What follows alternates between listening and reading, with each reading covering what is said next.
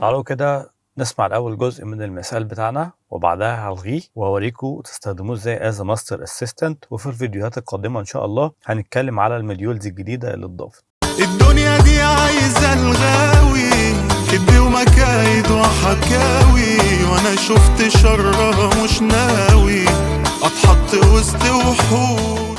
ايه الجديد اللي اتضاف عندنا؟ ان هم بقوا يخلوا فيه حاجة اسمها دلتا في بعض المديولز بتظهر. الدلتا دي زرار بيسمعك الفرق اللي كيو عمله.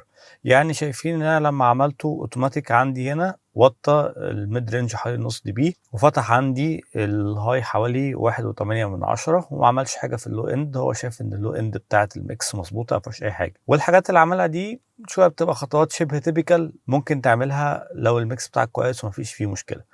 تعالوا نسمع الدلتا، هنسمع التأثير اللي هو حاطه بس. الدنيا دي عايزة الغاوي كدب ومكايد وحكاوي، وانا شفت شرها مش ناوي. يبقى هو دوت الفرق اللي هو حاطه على الميكس عندنا. هو استخدم مديول اسمه امباكت، ده جديد هنشرحه، كلاريتي جديد هنشرحه، سبيكتر جديد هنشرحه، دايناميك اي كيو كان هو وعندنا الماكسمايزر. احنا مش هنتكلم على الحاجات الجديده، بس هوريكم لو جيتوا تستخدموه از ماستر اسيستنت اللي مختلف فيه عن الفيرجنات اللي قبل كده، عن فيرجن 9 اللي احنا كنا شارحينه. هنيجي من هنا ونكتب اوزون.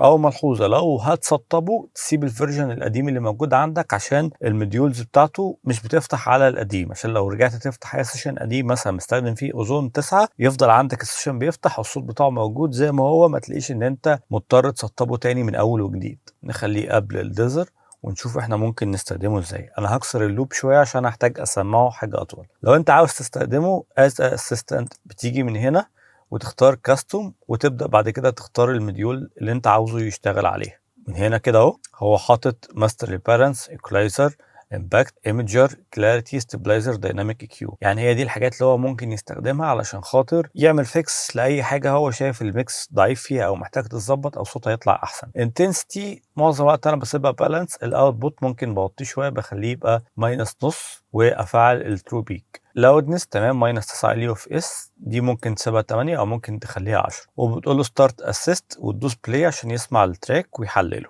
الدنيا دي عايزة الغاوي كدب ومكايد وحكاوي، وانا شفت شرها مش ناوي اتحط وسط وحوش. كسبانها لو عايشها في حالي، يا ما قالها ابويا وعدها لي، صاحبي الغلط بتمن غالي يرجع وما تطوعوش، ده سهر عيون ما ناموش. هو كده خلص. ممكن نرجع نجيب اللوب بتاعتنا تاني. والشكل ده شكل بيخليك تتحكم في الحاجات از توتال، وانا ما رشحش ان انت تستخدمه. الافضل تشوف كل مديول لوحده بيعمل ايه، عشان لو في باند ذات نفسها معينه عاوز تسمع النتيجه بتاعتها قبل وبعد. طب هتغير الفيو دوت ازاي؟ هتغير الفيو ازاي؟ عن طريق ان انت تدوس كده فبيبدا يطلع لك الحاجات اللي هو عملها. ففي قرارات انت ممكن توافق عليها وقرارات ما توافقش عليها. يعني كان من القرارات اللي انا ما وافقتش عليها لما انا سمعته الميكس قبل كده الزياده اللي هو عملها هنا دي. تعالوا نسمع الميكس دلوقتي نشوف صوته بعمل ازاي.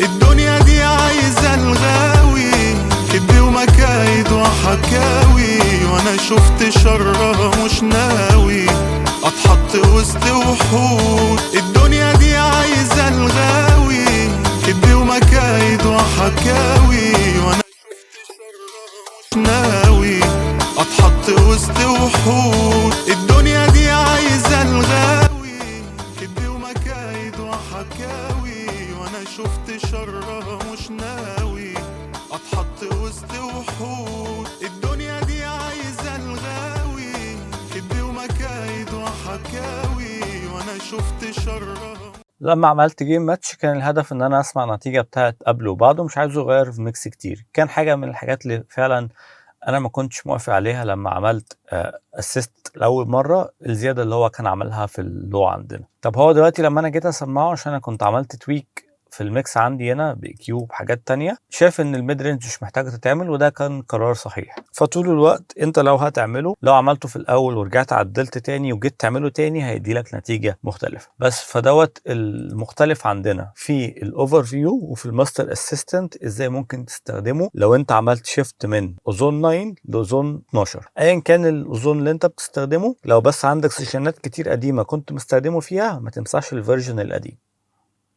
سلام.